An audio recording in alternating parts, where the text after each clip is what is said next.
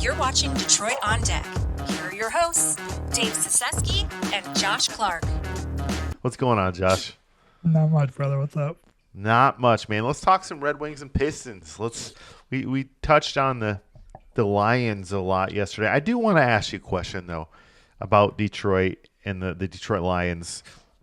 There's a lot of rumors circulating right now that Hassan Reddick could be the guy.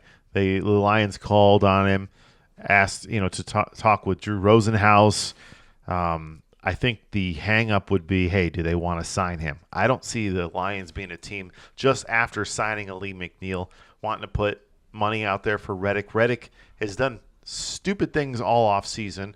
He should have signed a deal when he had one on the table. He's lost $5 million. His agency he was working with, they said, well, goodbye. So somebody that's made bad decisions really on a football team that needs Hassan Reddick. The Jets desperately need a pass rush, but so do the Lions.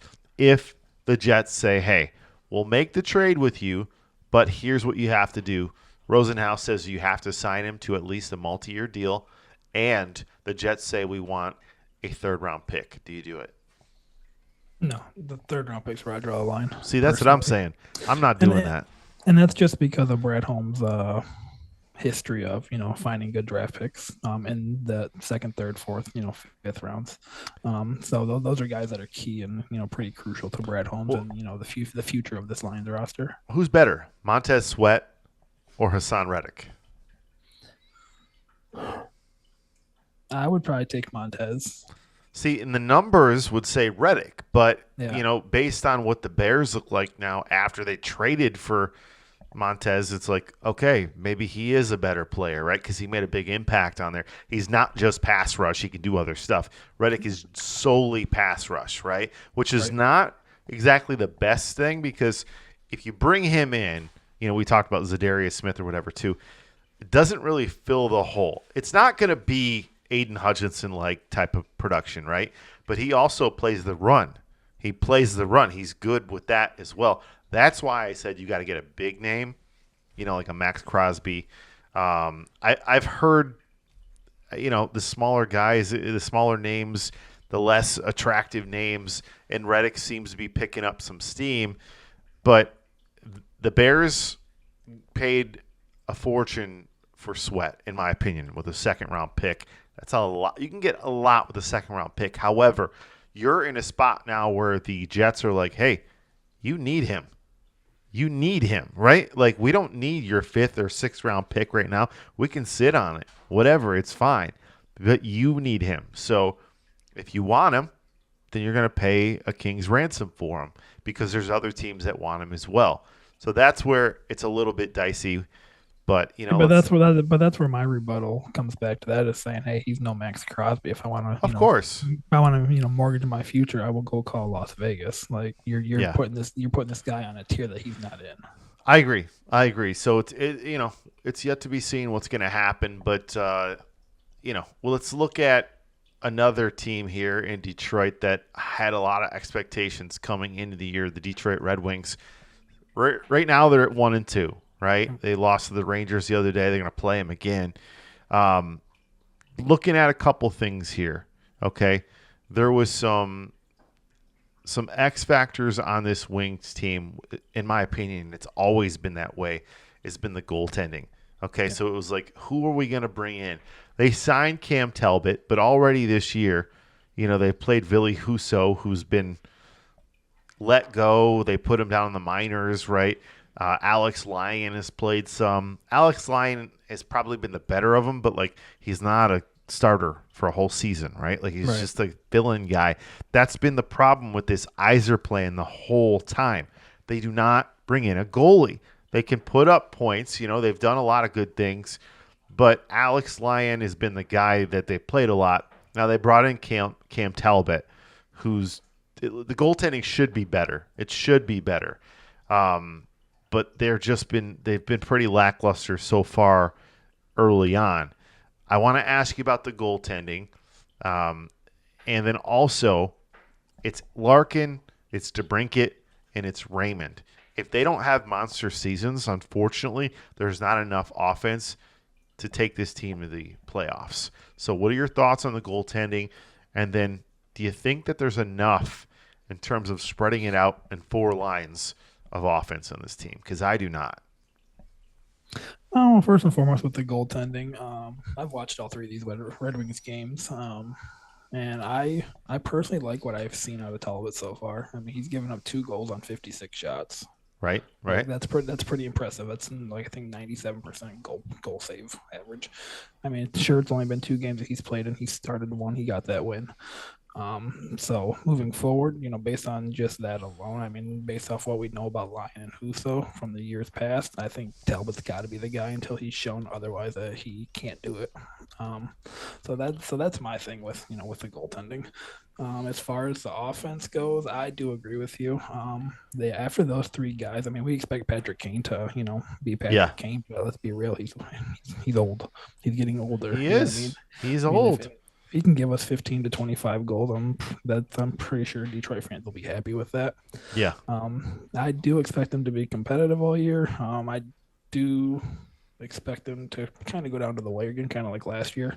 But I would not be shocked if they did miss the playoffs, because obviously, what's Larkin going to be? He's going to miss some time. He has every year, so that's going to hurt them at some point in the season.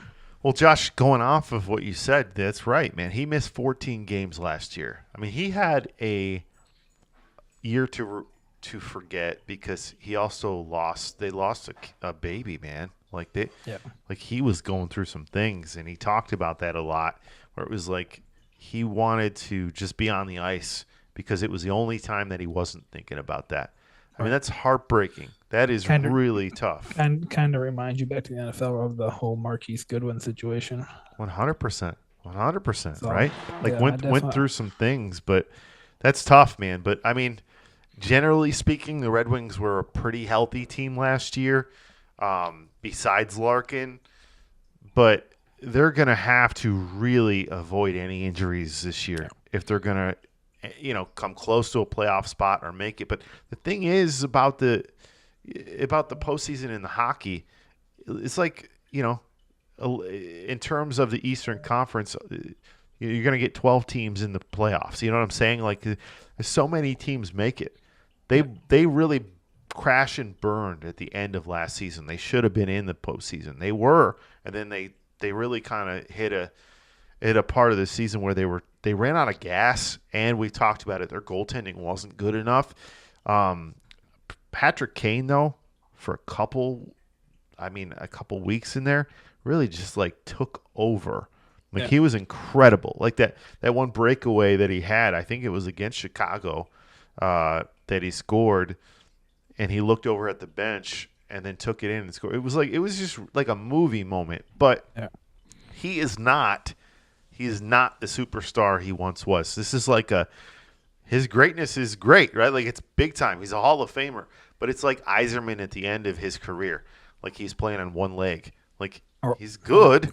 Or keeping it with the Detroit theme, it's like Justin Verlander currently. Well, like 100%, right? Like, it's not – he'll have flashes in the pan, but he's not going to be the same guy. He's going to have some injuries. I mean, he had hip surgery.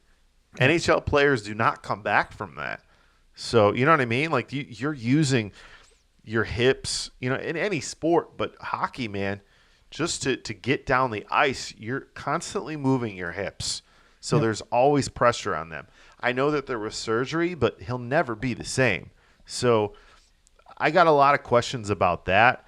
And I already mentioned it. Lucas Raymond was incredible last year. DeBrincat was incredible. Larkin was incredible. But if they drop off at all, this team is terrible, in my opinion, because there's just not enough depth. No, I agree with you 100%. And the one thing that does scare me more so than this 1 and 2 start is what I've seen out of the defense so far. It's been bad. Defense has not looked good at all. At all. I mean, the goalie, like the Husso start, he only allowed 14 shots. The defense only allowed 14 shots, but he gave up 4 goals and 14 shots. Yeah. You know what I mean? Yeah. Like that's a defense playing bad. Like at some point, like it's not on the goaltender. Like, you know what I mean? Like, you're putting a lot of pressure on that goalie to do what a goalie's supposed to do, stop shots. But I mean, that's at a high clip. Like, right. No, I mean the we've talked about this. That's been consistent things that Steve Eiserman's talked about. That's been issues here is the defense and the goaltending. You get a full season of Simon Edvinsson, their draft pick a couple of years ago. He's going to help. I mean, I talked about the offense. There's guys on this team that can help, but will they? We'll see. Tyler Mott went to St. Clair guy, right? Yep. He should help. He'll provide some offense on that fourth line. Vladimir Tarasenko, a former 50-goal scorer, right, with the Blues. It's been a couple of years, but he can do some things. Eric Gustafson, he should help as well. And we talked about it, a whole year of Patrick Kane. It's going to be better. My problem is if this team consistently struggles, because they don't look any different than last year when they were struggling, and that's the concerning part. So if that's the case, maybe Derek Lalonde is not the coach. Maybe it's time to bring somebody else in. Yeah, no, I'm glad you said that because I've kind of been off his bandwagon for a couple of years now. Yeah, a lot of people have. I just haven't liked what I've seen out of his game planning, his strategy, his line shifts. Like I'm not a big fan of what. A lot of people have had issues with him. I mean, come All-Star break time, if let's say this team's 10 games under 500, like he's got to get out of here. No, I mean, I've heard so many people say that, and I don't disagree in any way because there's a lot of talent. And if it's not Lalonde, then we got to start questioning the man upstairs, right? Yep. Because we did that with the Pistons, who we'll talk about in a little bit. But Joe Dumars, I mean, he won some championships. He got pretty lucky. Okay, he did on some of those trades, right? When Chucky came over, Ben Wallace, nobody knew who Ben Wallace was. I don't care what he says. Maybe he thought he was a guy that'd come over and be decent. No, what I'm saying is like you never thought he would be a Hall of Famer, type of player he was gonna right? Be, right? I got like you. Virginia Union, like come on, man. But that's how I actually know him is from Virginia Union because my middle school coach. No, honestly, my middle school coach actually went to Virginia Union and actually was classmates with Ben Wallace there. I mean, I'm not saying that's not true. It's just like it's not North Carolina. You know what I mean? Right. Like so for that to happen. But let's wrap up the Wings and we'll get over the Pistons. More Cider has to be great this year, right? Especially on the defensive side. Has to be. I always hear about what he can do offensively. Has to be a rock defensively. Yeah, he's got to be the Ben Wallace on the ice. Like he just has to. He's got to be. He's got to be your best defenseman. Like I said, so I'll go through some of these guys and just some of them that are really bad. Okay, Ole Mata. He played with your Penguins, right? Yep. So he's not that good. Jeff Petrie, it's a good story because his dad played for the Tigers. He's not any good. Ben Sherratt, I don't think he's anything special. Mort Seider, great player. Simon Edvinsson, super young and unproven. Eric Gustafson, good player. But outside of that, like I said, it's going to be a struggle. And last time I checked, you need 4 pairings. So it's going to be something. The goaltending, Talbot, Lyon, and Husso.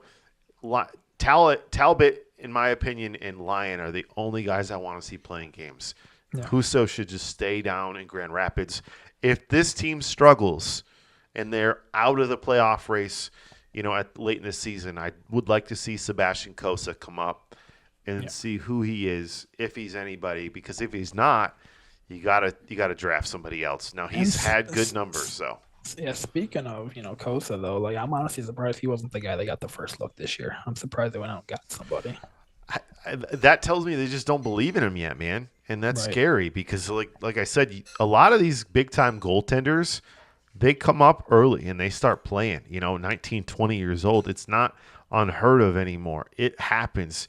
To me, a goaltender is kind of like MLB hitting. You know what I mean? Like you're not going to get better unless you see the slap shot of an NHL player. Like OHL is only going to help you for so long. You know what I mean? The AHL, whatever you're in, it's only going to help you for so long. You have to see the professional level, and the trajectory it comes off the stick, and the angles it comes off the stick of these players at the professional level. So I mean, we'll see, man. But hey, listen. The last thing I'll say, mark your calendars because you and I are going to this. In March, the Wings and the Blue Jackets are playing in Ohio Stadium. So that is going to be super cool. That's something that, it's one of those things that doesn't happen very often, right? Like I seen the Wings play the Maple Leafs at the Big House, and that was incredible. But let's switch gears here. Let's talk some hoops.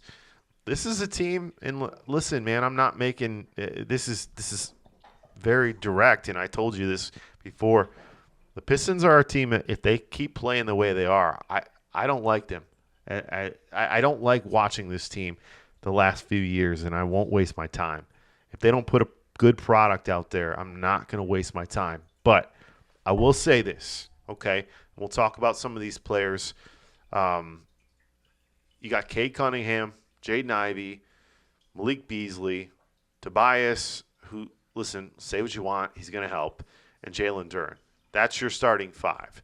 Your bench, Marcus Sasser, Asur Thompson, Fontecchio, who I really like, Isaiah Stewart, who I'd like to get out of there. You got Paul Reed, some of the other guys. Ron Holland, I'm curious to see what he can do this year.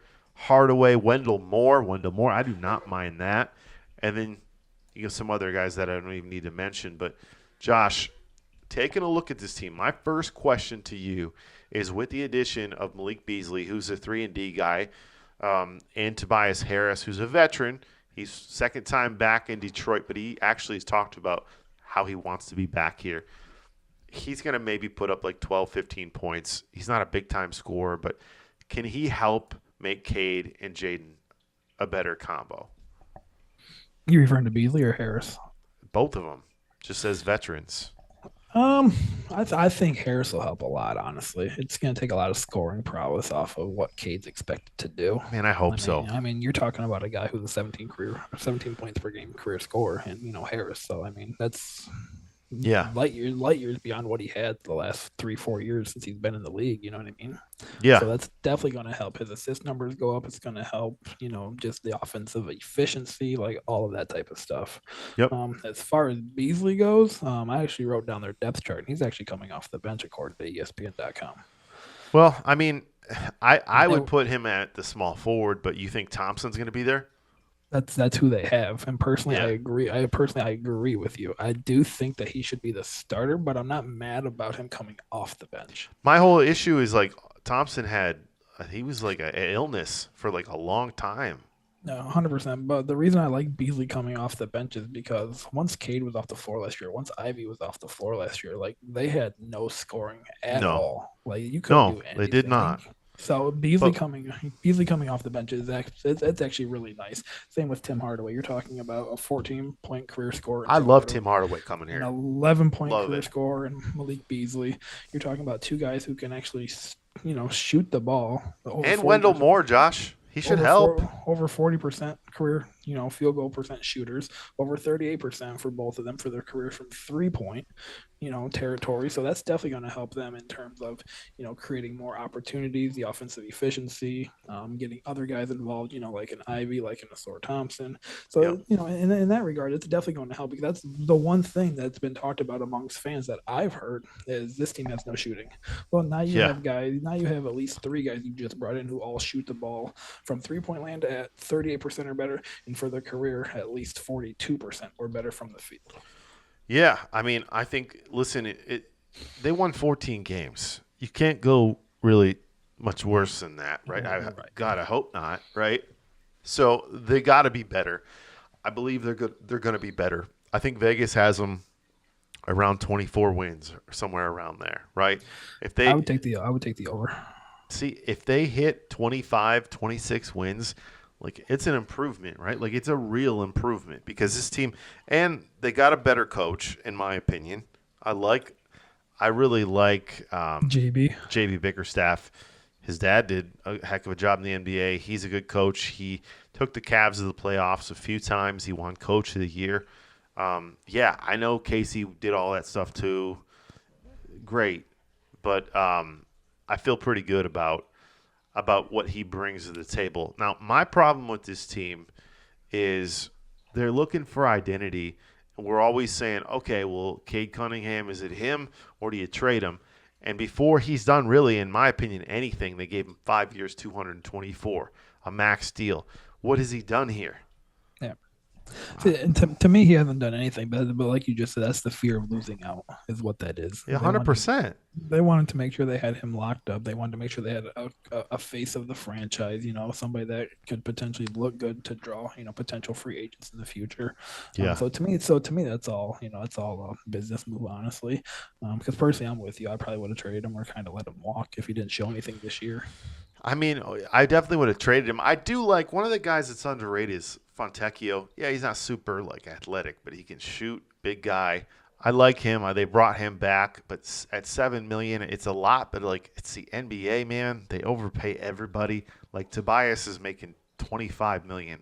Like that's insane. But if you put in time in the NBA, you're gonna get paid. We know how it is, right? Off the bench, I really like Marcus Sasser. I like what he can provide defensively. Would love to see him get more buckets because he can't put the ball in the hoop very often and he's more of a defensive-minded guy. That's where you've got to have somebody in that second unit that's going to put the ball in the hoop. Hardaway will help. I think Ron Holland, in my opinion, Josh, I'd put him down with the G League. I would still put him down there. I don't think he's ready. I disagree. You think? I mean, that's where he was last year, right? If we're being right. I disagree in the sense that he's ready. I think he's starting ready. No, because I mean, like you look, for example, that's Stuart Thompson. They just basically hear you're starting. Like you weren't ready either. You know what I'm saying? Yeah. So I like what they're doing with him in terms of where he's at on the depth chart. They're slowly bringing him along. Currently, right now, he's third on the small forward depth chart behind the Stuart Thompson and Tim Hardaway Jr. So I do like that they're not just going to force him into action. Yeah. Make him earn his reps, at practice, unlike they did at Stuart Thompson, which I get. They had nobody on the roster, so they kind of had to force feed that. So I definitely get it from that standpoint. But I do think Ron Holland can be something very special, especially on the 3-and-D side of the ball. It's kind of how I see him. That like he's a guy that can also run the floor, which Cade likes to get up and down. Ivy likes to get up and down, so something to potentially look forward. He's versatile. He's athletic. So I mean, it's definitely something to like about him. And his future with the Pistons. What are your thoughts on? And be honest, if you have no thoughts on these guys, if you don't feel anything about them, what about Bobby Klintman and Lamar Stevens? I don't like either of them. Klintman, no. He averaged 5 points at West Virginia. Like he ain't nothing really special. Stevens has been in the league for 4 or 5 years now. I think his maybe 10, 11 points for his career, if that. So his journeyman, he's been on like 4 teams in 5, 6 years. The one guy that I do like that hasn't been mentioned, honestly, is Tulu Smith. I love Tulu Smith. Tulu Smith. Okay. I do. I like Tulu Smith. I really do. He's a 6'11". Was he Texas A&M? Where was he from? No, he's from Mississippi State. Okay. SEC ball. He's 6'11". He can straight That's up close. shoot. That's close. He can straight up shoot the ball. He averaged 15 a game. At Mississippi State, which maybe outside the Big Ten, the SEC is the best college conference. Here's my issue with this team. Okay. I like all those guys, and we'll see what happens. But they've got. I mean. They've done this before with these veterans, these younger guys trying to make it work. If it was guys like, and I know this is kind of a joke, but Malachi Flynn, Quentin Grimes try to make that work, which they didn't give him a shot. James Wiseman, that was an absolute disaster. I don't think they used him the right way, but whatever. Even when he got in there, it felt like the Warriors ruined him as well. I don't know what was going on there, but there was a dude that played his mind out when he played at Memphis, and I have no idea. He played out of his mind at Memphis, but I'm not sure that he's ready right now. I don't know what's going on. His confidence is hurt. But the problem, in my opinion, with this team is the second unit's gonna lack, in my opinion, some scoring. It'll help with Tim Hardaway, but as we know, Josh, as much as we like him, he's a streaky shooter. He's always been a streaky shooter, even back to his time with Michigan. Right. But my problem with this is like you got guys on expiring deals, journeyman, and then you got your young players. How do you develop any chemistry on this team? I just don't see how that works. There's no glue guys. Like there's nobody that's going to be here consistently, in my opinion. outside of your two players on that starting lineup. Yeah, 3 really. I mean, Durant's going to be here long term. Well, yeah, okay, fair enough, right? But like, how do you build chemistry, or do you think chemistry is overrated in the NBA? No, you definitely need chemistry, and I mean, it's all about practice reps, honestly. So, like Yeah. summer workouts and stuff, especially for a young team who's bringing in, guys who have been with the Pistons for less than 6 months, really. You know what I mean? Yeah. I mean, that's literally half their roster. Harris, Thompson was injured last year. Fontecchio came in late in the year. Hardaway's new. Beasley's new. Sasser only played, sparingly when needed. Yep. So it's really going to be interesting. Paul Reed, I mean, I wish he would honestly, be the backup power forward instead of Fontecchio, but Yeah. that's just my personal thought. I love Paul Reed. I love what he did with the Sixers. He's a guy who can, shoot the mid range pretty well. He plays defense. He hustles. Energy. Like he embodies what Detroit really is. Talk about the grit stuff. You know what I mean with the lines Yep. and whatnot. He's a gritty guy. He'll get in there. And the Tigers, man, right? Get it right. He'll get in there, throw elbows if need be, grab an offensive board, like whatever the case may be. Personally, I would like to see him, jump over Beef Stew. If I'm being honest, I've never been a Beef Stew fan. Never. He's like ever, a poor man's Jason Maxiel. Like, I agree. I mean, and then you look at guys like, what's the NBA about now? It's not about defense. Like that's what Beef Stew brings. It's about Correct. scoring. It's about scoring the ball. Paul Reed's a better shooter than him. Tulu Smith's a better shooter than him. Fontecchio's a better shooter than him. Harris is a better shooter than him. Durant's a better shooter than him. All who play his position. I agree. So Here's one more thing I want to throw out there for you, okay? Because I think we'll disagree with this, and that's okay. I don't really like Jaden Ivey because I don't think he's. I would like to, if you're going to commit to somebody, I would rather see Ron Holland get more playing time because Jaden Ivey. Here's the thing, we know what is. Okay, we agree that probably running the point is Cade, right? We can agree that. yeah, He's running the point. Okay. What does he do well? He facilitates. He's not a great three-point shooter. What does Ivy not do well? He does not shoot the ball well. He's a slasher. He'll drive to the hoop. But looking at his numbers from the last couple years, so he shot 34.3% from three and 33% his rookie year. 41% from the field and 42%. That's just not good enough for a starting two guard. He has got to be way better, or he's just not the guy, man. And it's okay if he's not the guy, but like, let's trade him then. No, I 100% agree. And honestly, what I would do personally is I'm moving him to my sixth man. Yeah, I think Because that's a way better thing. Some instant points. Because you know what I mean. Like, what does he do best? Like, he's best with the ball in his hand, but you're not going to take the ball out of Cade's hand. You know what I'm saying? Can't. So it's kind of like, well, how do you make this work? You put him as your sixth man. You let him get 10, 15, 20 shots off the bench. You know what I mean? Let him average that 18 to 20 points, which he could do if he, is in that sixth role spot, getting all the second unit shots with him. And then I would bump Beasley into the starting lineup. That's going to give Cade a shooter out there with him. It's going to give him a guy that plays defense. And it's also going to give him a guy who does run the floor. So that's personally how I would line it up. Is that. And then the next thing I would do, I would also move Asor Thompson to the bench. And I would actually start Fontecchio.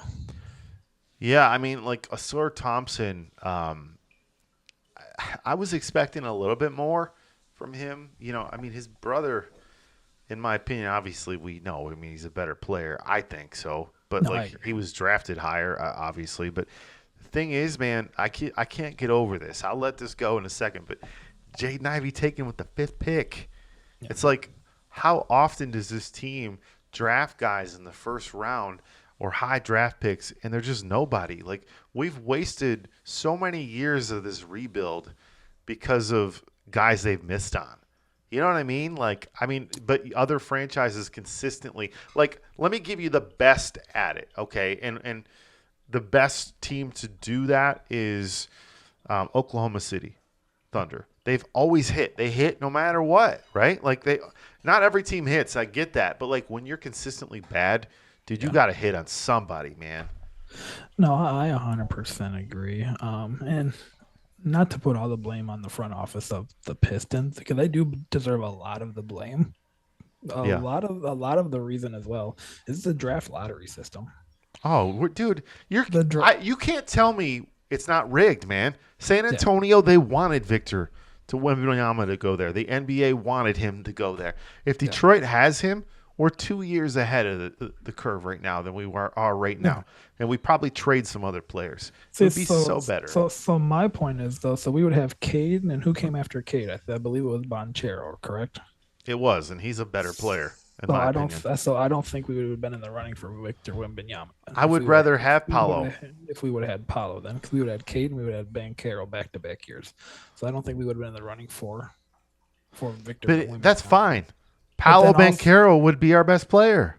Correct. No, I 100% agree without question. Like light years ahead of anybody else Right. on the team. Right. But my point of bringing up the draft lottery is like, who's the number one projected pick this coming year? And I think again it's going to screw the Pistons because I don't see the NBA putting him in Detroit, and that's Cooper Flag. Yeah, oh my gosh, dude! Even seeing him practice with Team USA, he was like dominating. You know, Yeah. like as a kid. Yeah. Yeah, So that's my point. I don't think the league wants the Pistons to do well. I agree because it doesn't put money in their pockets the way it does if it's like in LA or San Antonio or like Correct. these teams, New York, right? Like Correct. it's. I mean, any league, in my opinion, rigs it a little bit. I've seen it done in the NHL. Connor Bedard should have been a Columbus Blue Jacket. Right. So I mean, if I'm being honest right now, the Pistons' best trade piece, I don't think it's Cade because of his injuries. I think it's a Jalen Duran. And I would package him. I mean, because he's good. I like him, but he has the potential to be great. I mean, imagine like the Timberwolves just traded Karl Anthony Towns, correct? Yeah, it felt like for nobody. For Dante DiVincenzo. DiVincenzo's a stud. Don't be hating on that. Yeah, but dude, he's not. But he's not Karl Anthony Towns. He's not Karl Anthony Towns, good. But they also got Julius Randle. He's 20. How do you? 10. Here's He's the an thing, though. all-star, How do you break up like the Nova Knicks, man? Right, Like, yeah, it's that's crazy. weird. But the Knicks, the Knicks, man, I hate everything New York, but the Knicks are looking nice on paper. Oh my gosh, they look But, so good. Well, the first thing I would do, like, because we know they're going to get screwed in the draft lottery again. The first thing I'm doing with the build of this roster is you may have to package Ivy with like a beef stew to upgrade, say your small forward, your small forward position. Even if it is just like let's say Ivy and beef stew. Let's say it can hopefully bring you back a Mikal Bridges, type, or a Miles Bridges type. Yeah, I'm okay with that. That's still, it's going to upgrade your roster from a shooting standpoint, from a defensive standpoint, and from a team morale standpoint, in my opinion. Sure, Miles Bridges has some off the field issues, but I think he would straighten up coming back home. You know what I'm saying? No, I agree. I mean, Miles Bridges is a piece, man. I mean, he's so crazy athletic. He would come on this team and be already the most athletic player on the team. He does some good things. He's not a great shooter, but he's better than a lot of guys we got. So my point about getting that one piece in, say, a Bridges, in this case, both of them, their last name Bridges, ironically enough, all it takes is that one dude to go to a place that's going to be like, oh, he went there. I wonder what he saw in that place. Let me go check that out. You know what I mean? So it opens the door. Like, if one dude goes there, it's going to open the door for others to potentially check it out and come here. Of course, man. I mean, that's the problem with the team right now. Is they've been so bad for so long, they just get laughed about. Like I mean, Matt Barnes constantly just craps on Detroit in the Up and Smoke podcast. Yeah. He always does, man. That's all they do. But like, it's wild, to hear the stories of who we were back in the day, and then when we saw the going to work Pistons and how Kobe almost was traded to the Pistons and all this wild stuff, and then you look at where we're at, and man, it's sad times, and it's really the same way for the Red Wings. They're like one and the same, really. They're franchises, very proud franchises that have been on some rough times. By the way, we got 2 minutes left here, so I'll let you close. Unpopular opinion here about that Kobe thing. I think Kobe coming here would have been a mistake for the Pistons organization. I think it would have made them worse. I mean, I agree. And I don't believe that we would have got that 2004 championship. It doesn't matter, though, because it's about putting people in seats for owners. I don't think they care. Now, Bill Davidson was different. Yeah, but if you ask the fans though, hey, will you take Kobe Well, for 5 years gosh, yeah. with no championships, or would you take the Pistons 1 year with Of course, a championship? of course, You know what you're I mean? taking the You're championship. taking the championship. But so. if you ask an owner or whatever, like they're gonna do that. They're gonna do what they can to put people in the seats. So I don't know. It would have been interesting and fun. I mean, the Palace was sold out during those times, so it was fun. I mean, I went and saw the Pistons play Kobe and the Lakers. That was that was fun, man. I mean, it was rest in peace, but like it's wild to think that he's gone and he's been gone for a few years. Almost 5 years. Yeah, that's crazy. I don't know, man. That's wild. But speaking of Gigi, the WNBA finals and stuff, crazy right now. So hope Sabrina gets a title. Really do. Yeah. And talking about beef stew, I want Stewie to get one. That's my girl. Yeah. That's my girl. She's a player, man. She's a player. Oh, yeah. All right, man. Well, hey, listen, we're running out of time here, so I mean, here's an idea. We can trade Jaden Ivey. He can be Joanna Man to the Liberty, and we'll take we'll take Courtney Vandersloot. We're gonna end it right there. We're not doing we're not doing that. Josh, we'll be back on Saturday, bro. Yes, Hopefully, sir. the Red Wings gonna win tonight. We'll cross my fingers, but The we'll talk Rangers, soon. Yes, sir. All right, man. Peace. Peace. Thanks for listening to Detroit on Deck. Be sure to like and subscribe to our page for more Detroit content.